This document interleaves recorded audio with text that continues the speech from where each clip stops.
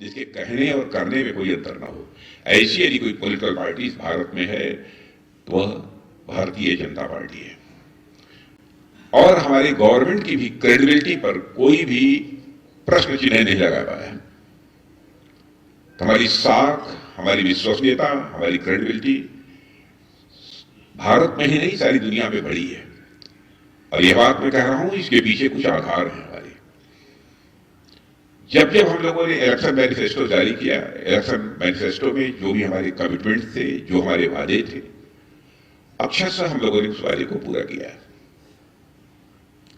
चाहे वो राम मंदिर का सवाल हो, चाहे धारा 370 का हो, चाहे नागरिकता कानून का हो, या 3 तलाक का।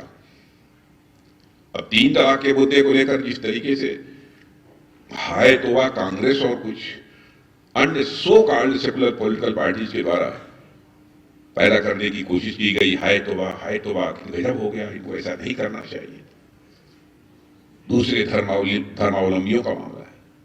बहनों भाइयों, चाहे हिंदू हो, मुस्लिम हो, चाहे क्रिश्चियन हो, चाहे यहूदी हो, चाहे पारसी हो, जो भी भारतीय नागरिक है, तो सभी की मां बहन हमारी भी मां बहन है।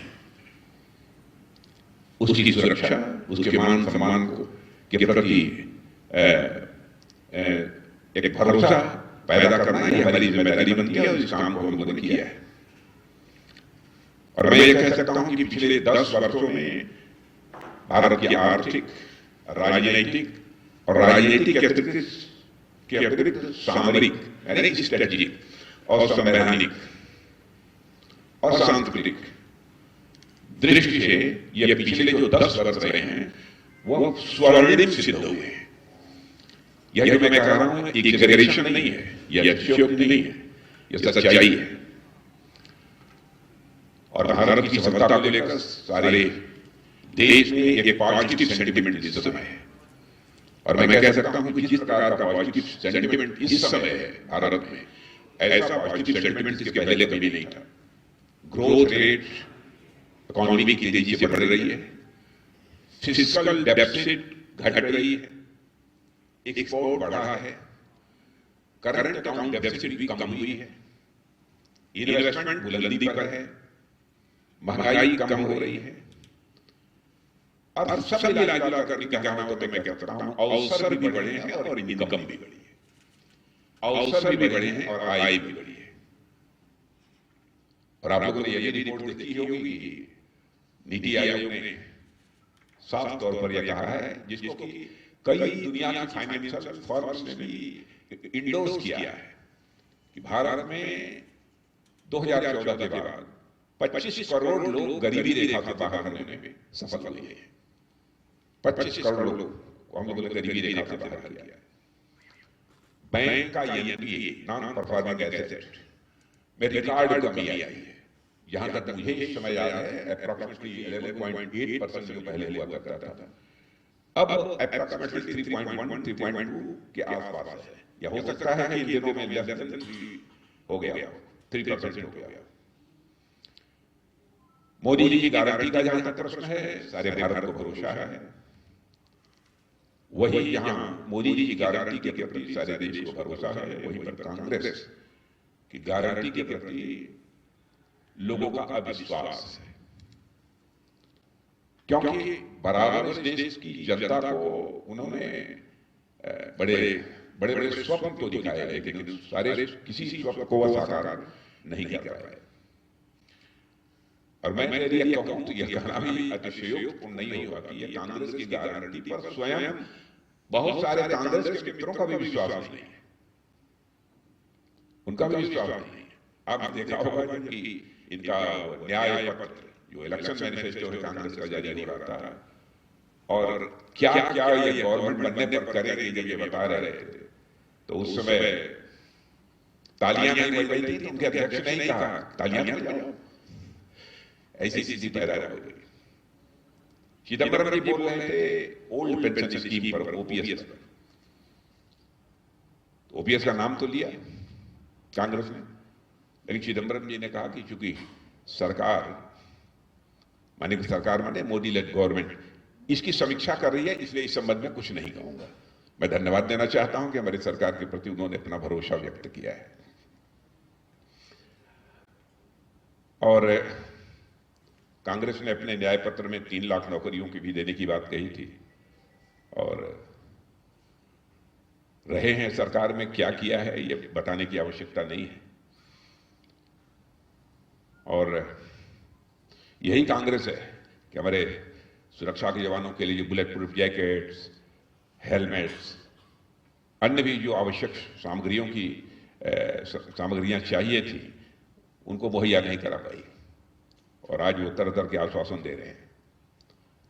इनके समय में डिफेंस डील जो होती थी, रक्षा सौदे जो होते थे, उसमें भी बड़े घोटाले हुए हैं। सारा देश इससे अच्छी तरह अवगत है। और आज एक भी चार्ज हमारी गवर्नमेंट के ऊपर या रक्षा सौदों को लेकर नहीं लग पाया है। यह भी हमारा एक बहुत मेजर अचीवमेंट है। प्रधानमंत्री जी ने आह्वान किया था इस देश का कि अब रक्षा, भारत को तो आत्मनिर्भर बनाना ही है, रक्षा क्षेत्र में भी भारत को आत्मनिर्भर बनना है। यानी तोप हो, गोले हो, मिसाइल हो, फाइटर प्लेन्स हो, एमिनिशंस हो, यह सब बनने चाहिए तो भारत में बनने चाहिए, भारतवासियों के हाथों से बनने चाहिए। और हम इस काम को तेजी के साथ कर रहे हैं। 2014 में यहां अप्रॉक्सीमेटली 600 करोड़ का ही केवल एक्सपोर्ट होता था। आप सबको जानकारी समाचार पत्रों के माध्यम से हो चुकी होगी, क्योंकि इस संबंध में मैंने स्टेटमेंट भी जारी किया था कि आज हमारा एक्सपोर्ट 21,000 करोड़ से अधिक का हो गया है। और मैं आपको संकेत दे रहा हूं और भी है, लेकिन इसमें भी ऐड नहीं किया है। और रक्षा की दृष्टि से तो कोई भी देश हो, बहुत सारे चैलेंजेज रहते हैं। हमारे समक्ष भी चुनौतियां हैं। साइबर वार की है, अनकन्वेंशनल वारफेयर की है, असिमेट्रिकल वारफेयर की है, एल्गोरिथम वार की है।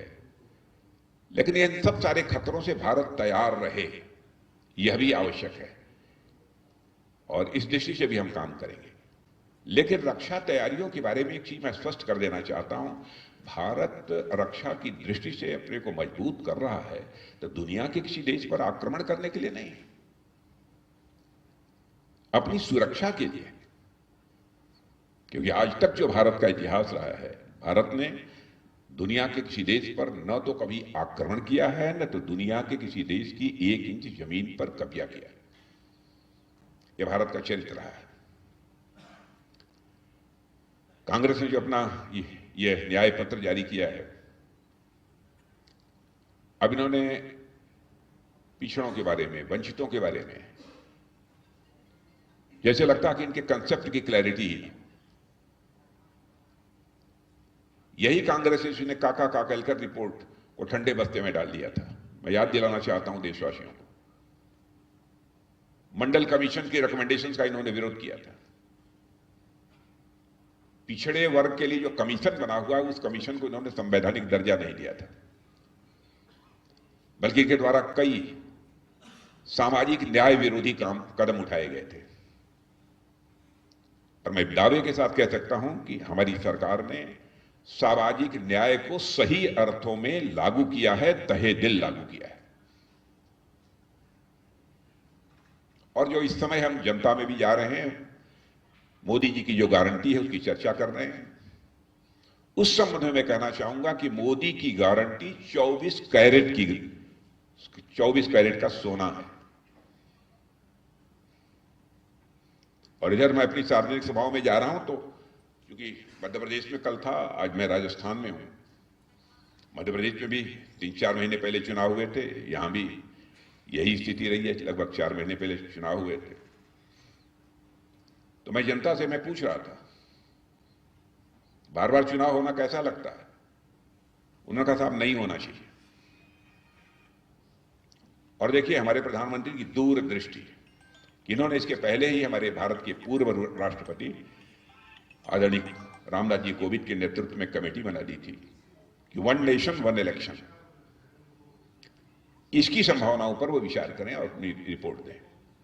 और उस कमेटी ने महामहिम राष्ट्रपति महोदया को अपनी रिपोर्ट भी दे दी है। और मध्य प्रदेश राजस्थान में मैंने देखा कि जनता एकदम बिल्कुल सहर्ष इसका समर्थन कर रही है।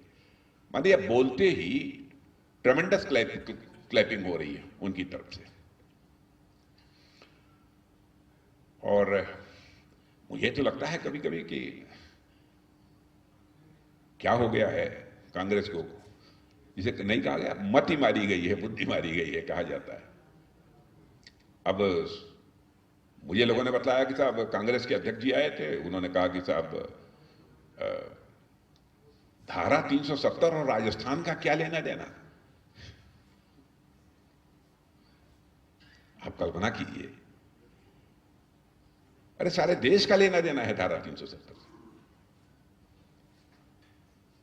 और ये भी हमारा कमिटमेंट था, उस कमिटमेंट को पूरा किया है। उनके न्याय पत्र के बारे में मुझे कहना हो तो एक ही सेंटेंस में मैं कह सकता हूं, एक check drawn on an empty bank.